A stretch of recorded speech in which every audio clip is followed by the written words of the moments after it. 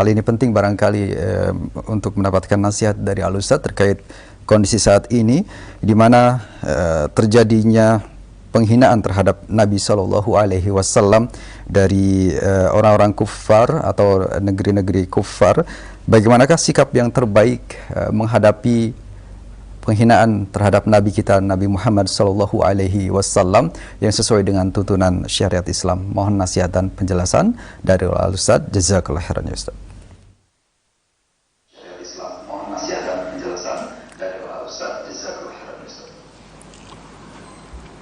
Alhamdulillah wassalatu wassalamu ala Rasulillah. Asyhadu an la syarika lahu wa asyhadu anna Muhammadan abduhu wa rasuluh. Allahumma shalli wa sallim wa barik nabi.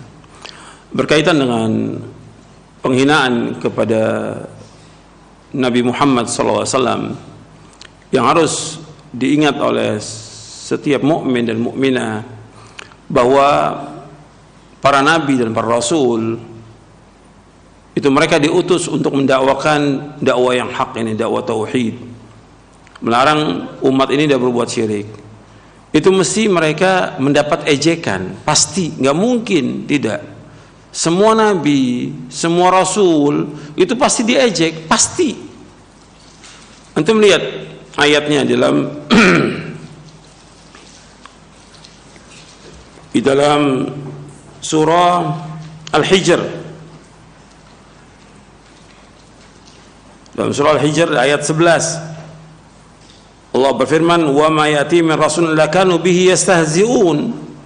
Dan tidaklah datang kepada mereka seorang rasul melainkan pasti diejek. Surah Al-Hijr ayat 11. Kemudian dalam surah Yasin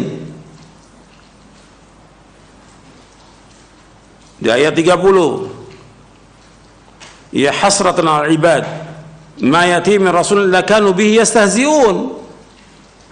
Alangkah ruginya hamba-hamba ini, tidaklah datang seorang pun dari seorang rasul melainkan mereka ejek.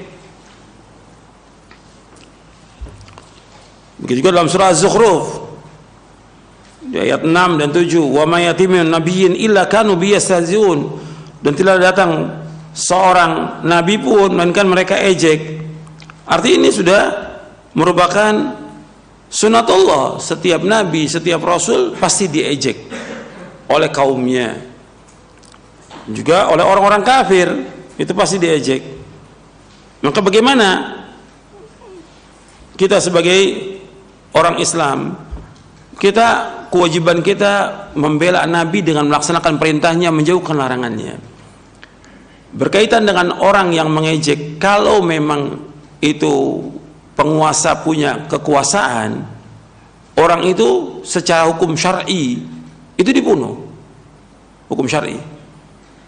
Tapi yang melakukan siapa? Ulul amri. Berkaitan dengan ini juga ulul amri yang melakukannya, bukan kita. Ulul amri yang melakukannya. Atau ada persetujuan dari ulul amri, seperti terjadi zaman Nabi SAW.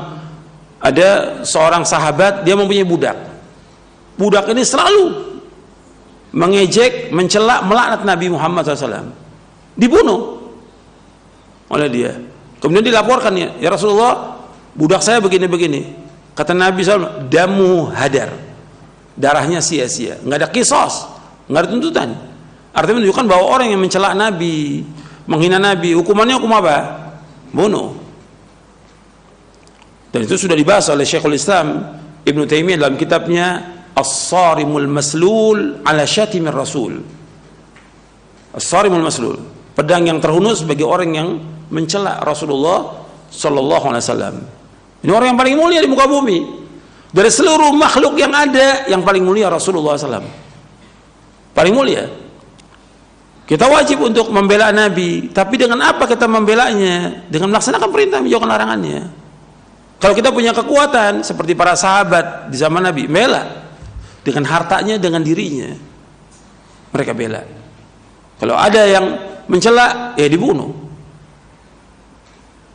Dan orang yang mencela Nabi itu pasti dia binasa, pasti celaka, pasti itu. Antum mesti yakin itu bahwa orang yang mencela Nabi itu pasti binasa.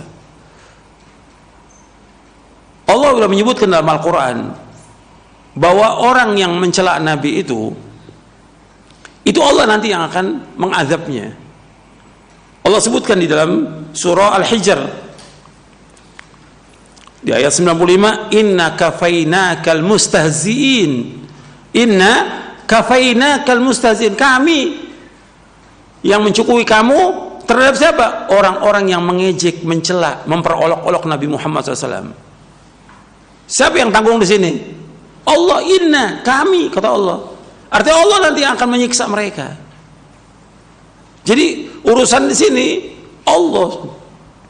Kita nggak punya kekuatan, nggak punya kemampuan, nanti Allah. Apalagi yang mencela, umpamanya kepala negara atau orang yang kuat, Allah nanti akan menghinakan mereka. Dan nanti di dunia ini mereka ini akan dihinakan oleh Allah. Dan kalau dia mati, itu tanah nggak mau terima itu. Orang yang mencela Rasulullah SAW, seperti terjadi di zaman Nabi SAW. Hadisnya sahih riwayat Bukhari dan Muslim dari sahabat Anas bin Malik. Ada orang Nasrani masuk Islam, udah baca surah Al-Baqarah, sudah baca surah Al-Imran, kemudian jadi penulis Nabi Muhammad SAW. Kemudian kembali kepada kaumnya orang Nasrani. Fa'ada Nasrani, jadi murtad lagi Nasrani. Kemudian dia memperolok Nabi. Artinya dia mau ngomong lah bahwa Nabi begini-begini, dia mencela Nabi. Kemudian mati orang ini. Dikuburkanlah sama orang Nasrani. Mati. Begitu dikubur, besoknya udah keluar lagi mayatnya. Tanah nggak terima. Tanah nggak terima. Kata mereka, oh ini yang apa?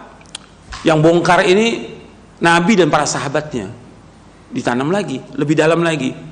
Besoknya keluar lagi mayat ini. Kata mereka, ini Nabi SAW dan para sahabatnya ini yang melakukan ini. Digali lagi lebih dalam lagi. Terus besoknya lagi keluar lagi. Sampai mereka mengatakan ini bukan pekerjaan manusia.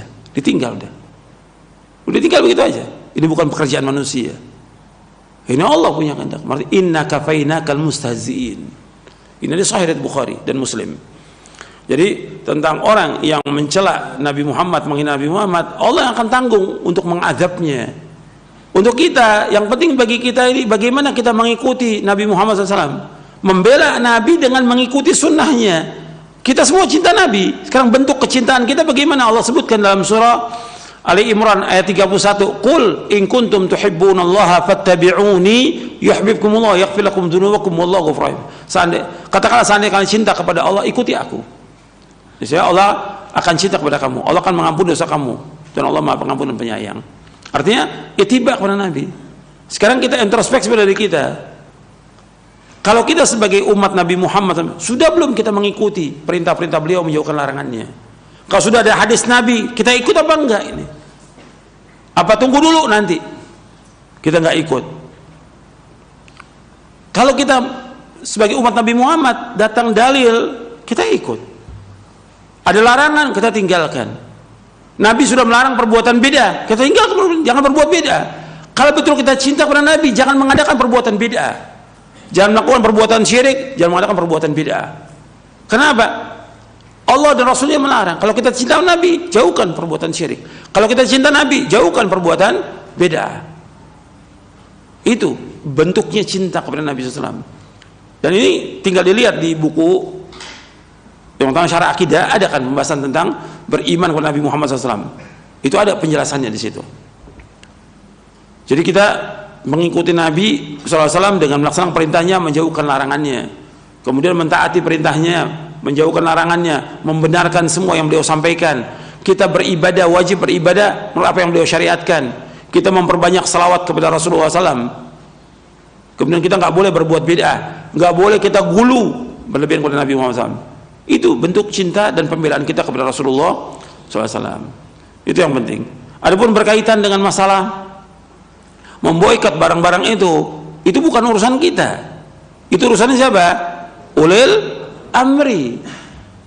Nggak bisa memboikot barang itu pribadi kita atau kelompok, nggak boleh. Pada asalnya jual beli hukumnya apa? Halal. Nabi sendiri jual beli nggak dengan Yahudi? Jual beli. Padahal Yahudi sangat benci kepada Nabi Muhammad SAW. Sampai di akhir-akhir hayat Nabi, mereka buat makanan, perempuan Yahudi ini diracun makanannya. Diundang Nabi untuk makan. Nabi makan dijaga sama Allah. Tapi sahabat banyak yang mati. Bencinya. Tapi tetap Nabi nggak mengatakan boikot Yahudi. Nggak ada itu. Tetap Nabi Muhammad sampai di akhir hayatnya, hadis riwayat Bukhari, hadis sahih riwayat Bukhari, Nabi baju besi tergadai sama siapa? Yahudi. Menunjukkan muamalah tetap berjalan dengan orang kafir. Ketika mengatakan boikot, yang mengumumkan siapa di sini? Ulil amri, bukan pribadi.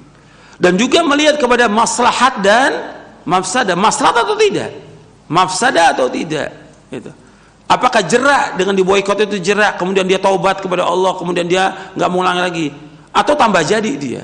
Dilihat kepada maslahat dan mafsadah. Itu urusannya siapa?